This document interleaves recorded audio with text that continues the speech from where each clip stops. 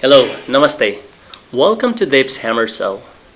Dev's Hammer Show is a flagship weekly English talk show of ITV Nepal and Indigenous television. In this weekly talk show, I invite guests in the studio, or sometimes I conduct online interviews and discuss on various contemporary issues relating with Indigenous peoples. Today in this weekly talk show, in order to discuss about the importance of the academic courses on Indigenous studies, I have invited very renowned scholar from University of Philippines, Baguio. He is no other than Professor Wilfredo. He, in his university, was engaged in introducing the Indigenous Studies courses in Masters and MPhil and PhD. And as he is visiting Nepal this time to attend one of the launching program of Indigenous Studies by the Kathmandu University. So on this occasion, I have invited him to discuss why this Indigenous Studies is important to introduce by the universities of Nepal. Professor Wilfredo, welcome to the show. Thank you. Thank you for having me. All right. Before going into our discussion, as I told you in background, a little bit about the introductions about you, but could you introduce yourself in brief? Right? Yeah, sure. About yourself and relating with Indigenous peoples in Philippines. Yeah. All right. Okay, so I'm Wilfredo. I teach mathematics at the University of the Philippines, Baguio. I'm an indigenous person. I belong to the Tanka group of indigenous peoples in the Philippines, which is found up north or north of Manila. So I teach math, but I also teach the PhD program of Indigenous Studies and Master of Science in Conservation and Restoration Ecology in my university. And my area of interest is, I don't know if you've heard of this, ethno-mathematics. All right. To start with, let's start our conversation with the same term that we have, though we have heard about the botanic or ethnoculture, ethno-sociology, and many things, but we have not heard about this word, ethno-mathematics. What is this term all about, and how we can understand? Okay, it's not really a new term, although relatively new because it was coined in 1984 by a professor of math education from Brazil. His name is Oberatan de Ambrosio, and he used this term in 1984 during an important international conference on math education, and where he problematized the relationship of mathematics and society. So, to be short about this, ethnomathematics is a program of study which looks at the relationship between mathematics and culture. Not in relation with the ethnicity or ethnic or indigenous groups as such. Okay, it's in relation to any culture, in fact. So not only about the culture of ethnic groups or indigenous peoples, it can be the culture of carpenters, even the culture of mathematicians as a community of scholars.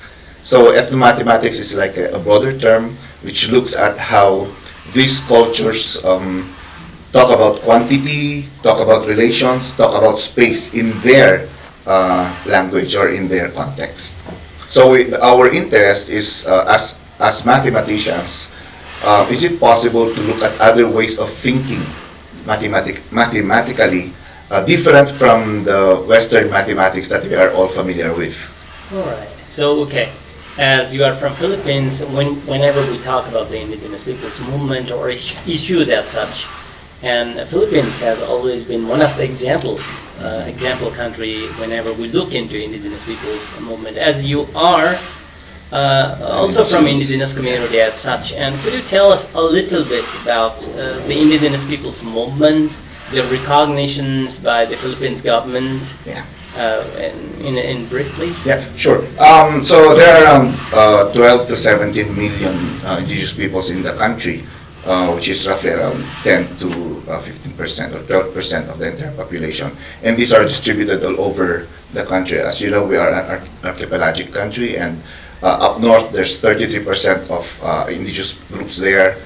down Mindanao, we have 66%. That's where the Lumans are. Up north, that's where the Igorots are. But of course, there are a lot of groups there. And then in the middle, that's around 6%. And for a long time, issues about dispossession, about respect for our rights as indigenous peoples, marginalization, discrimination, access to education. These issues have plagued us for a very long time, and to a certain extent, these are continuing issues. A lot of dispossession, land displacement, issues of development aggression are continuing issues that we face until today, and also militarization. As we speak, two indigenous leaders went missing last April 28, and I just learned about it today.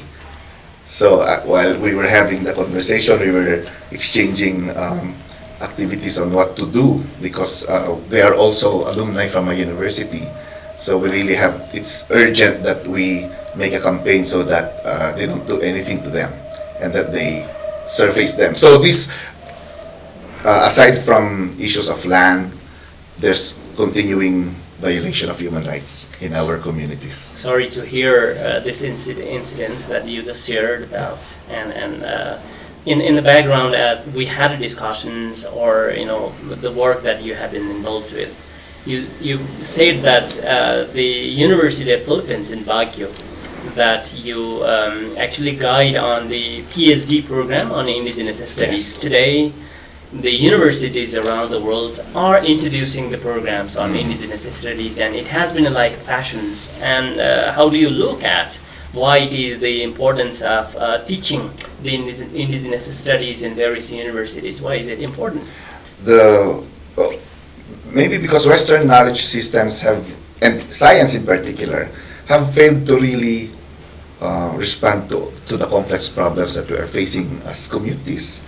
And there's growing recognition that indigenous knowledge is important, and that it has to be considered in trying to find solutions to all the complex issues that we face. And for example, at the Intergovernmental Panel on Environment and IPBES, Ecological and Bioservices. I'm sorry, I forgot about the corrector. And then even IPCC, the Intergovernmental Panel on Climate Change. There's recognizing already that science cannot solve these problems alone, about the problems about in the environment, about ecology, about climate change. We need to look into the different knowledge systems, and indigenous knowledge has a lot to contribute in solving these concerns. So as the University of Philippines, where you are serving or you're teaching, that you said that there is PhD program on Indigenous Studies. Yes. And obviously Philippines is one of the country of destination of even for the Nepalese students too. Yeah. Obviously, and there is a course about the Indigenous Studies that, as you said. Could you just share an experience of the course itself, that only the indigenous students are attracted with the course, or non-indigenous students are also studying this Indigenous Studies courses in PhD? Oh, okay. I haven't really, because it's a very new program, so I haven't had the chance to teach any of the courses. But I was part in the development of several of the courses, and of course, ethnomathematics is one of the electives in the course. But I know for a fact that students are very much attracted in indigenous research methodologies and even indigenous knowledge. These are courses, specific courses in the programs, and indigenous peoples as well. The issues of indigenous peoples as a course, because that's where we discuss concepts about indigenous peoples, the different ways of referring to ourselves as indigenous peoples, because indigenous peoples is not a common term for all of us. In other countries, we have First Peoples, we have the Aborigines, we have tribal communities. So all the discourse behind naming is an important course that attracts our students, because they get to understand the issues and the different dynamics involved in identifying ourselves as indigenous. From your conversation itself, we can sense that the mainstream research methodology and indigenous methodologies are very different. Yeah. And today, as you said, that indigenous research methodology, which is distinct, so Yeah. that the researchers are attracted with. Yeah. Yes, that's right. Because as mentioned earlier and documented already, research is such a dirty word for many of indigenous communities because for a long time we've been researched, we've been the subjects of research, and we have not really been a part of research. We're not able to define the kind of research that we want or the problems that we want to consider. So it's important to distinguish indigenous research methodologies in a way that the indigenous communities are the ones defining the research problems and how they want to go about studying those problems and finding solutions to those problems. All right, this is really new concept, and it really makes us really feel proud that indigenous resource methodology, which is a new course in distinct area that we can explore in. Another course that you basically talk about, the conservation and restoration ecology, that this subject that you teach in the university. Yes. And conservation has always been one of the areas of conflict between the indigenous peoples. And could you share the courses that you included and the issues in general, why indigenous peoples are having conflict with the term this conservation, and you're teaching about the restoration of ecology and such? Yeah. So these are two programs. One is PhD in Indigenous Studies, which is an tri-college program. So there are 3 colleges in the university, and we are all teaching in that program.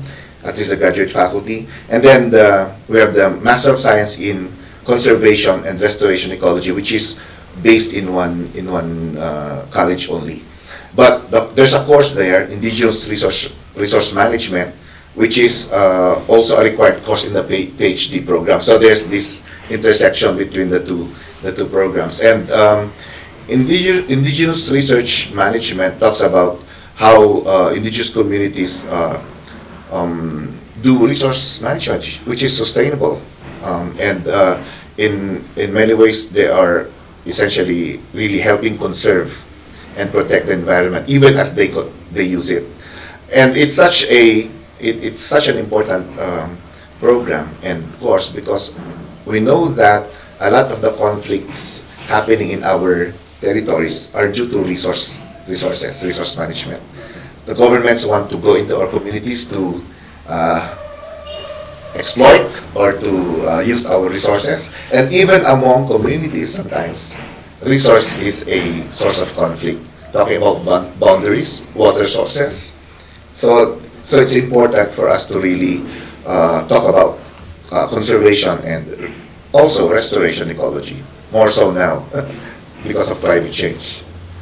It's my honor to welcome you and discuss about the issues that in relation with indigenous studies. As you are in Nepal, in one of the programs that the private university called the Kathmandu University, which is launching or which is in preparation to launch that 1-year master program on indigenous studies. Though in Nepal there are many other universities too, even government run and public run too.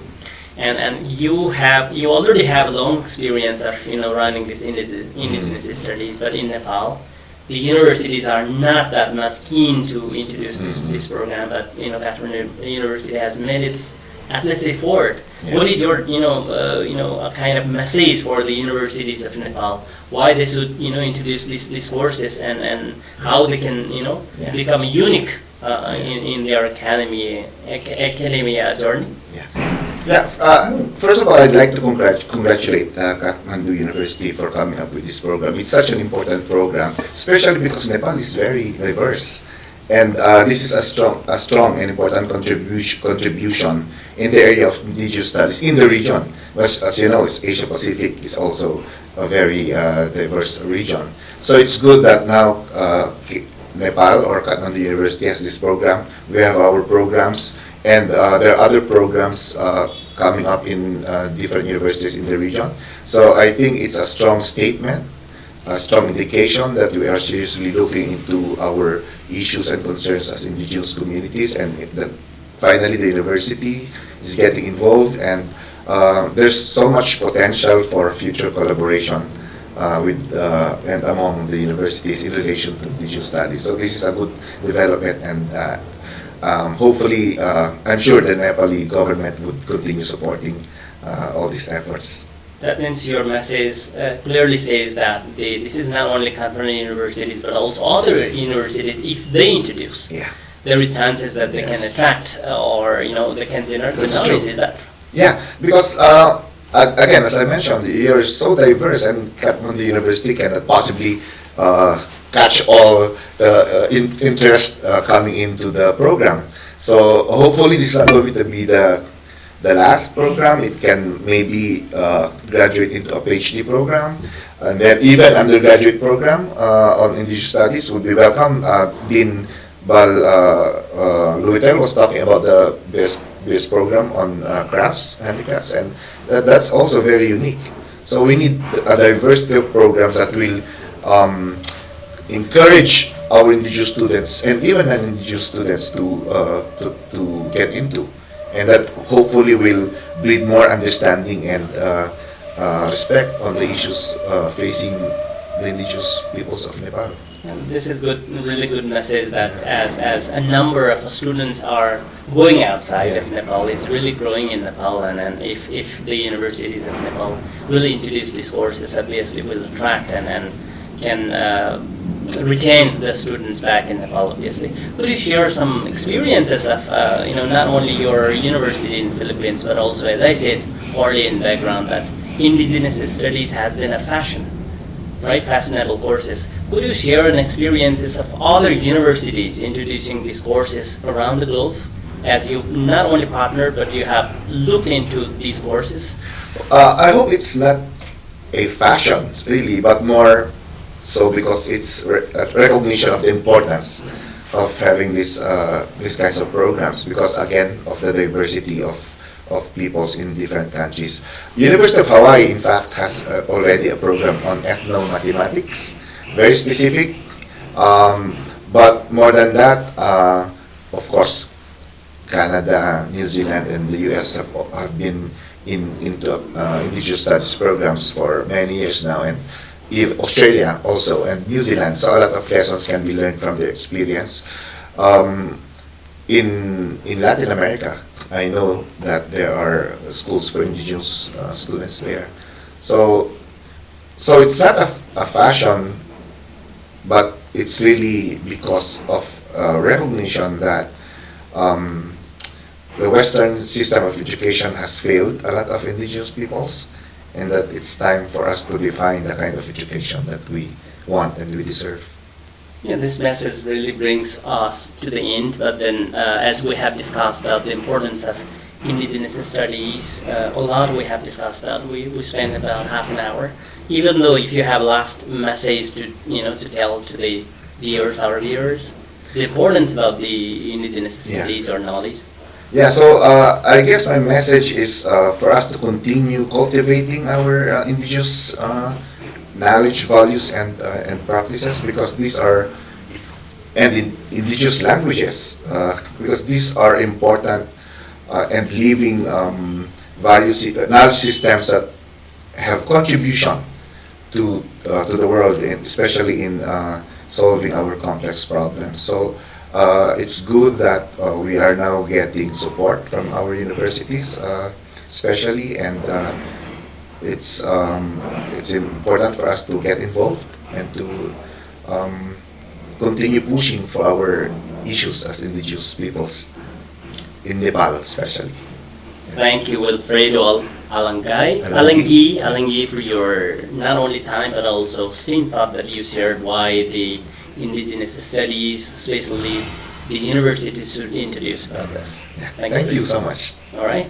So in today's program, I had invited a guest, Professor Wilfredo Alanggi from University of Philippines, Baguio, in order to discuss about the importance of the academic courses, especially on the Indigenous studies, introducing in the university courses. And next week I'll come up with new guests to discuss new issues.